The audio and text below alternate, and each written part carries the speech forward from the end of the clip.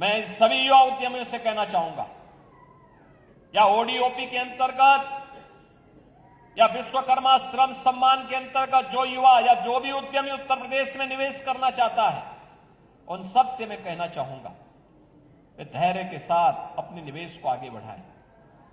सरकार का single window system उनकी मदद करेगा, निवेश सारथी उनकी मदद करेगा। अगर कहीं पर कोई बेईमानी करता है, आप उसकी एक कंप्लेंट केवल मुझे कर दीजिए।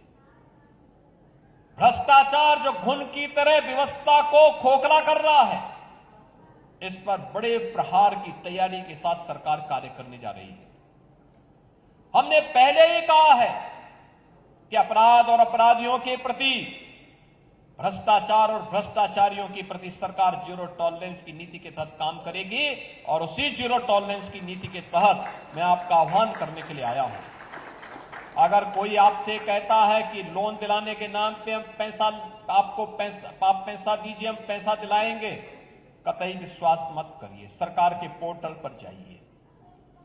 अगर कोई आपसे अनावश्यक रूप से धनराशि की मांग करता है, आप उसकी शिकायत करिए।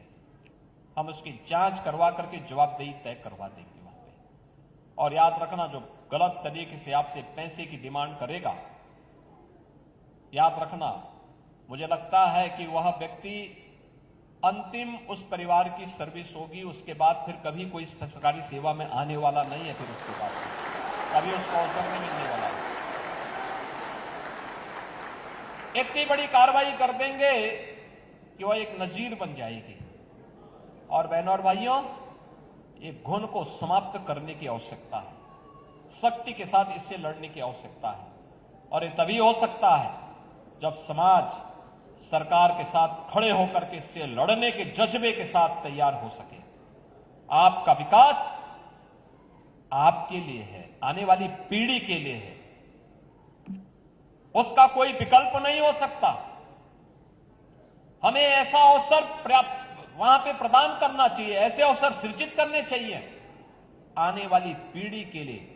आपके द्वारा तैयार किया गया वातावरण एक स्मरणीय बन जाए, आपके प्रति उनके मन में स्वतः श्रद्धा का भाव पैदा हो जाए।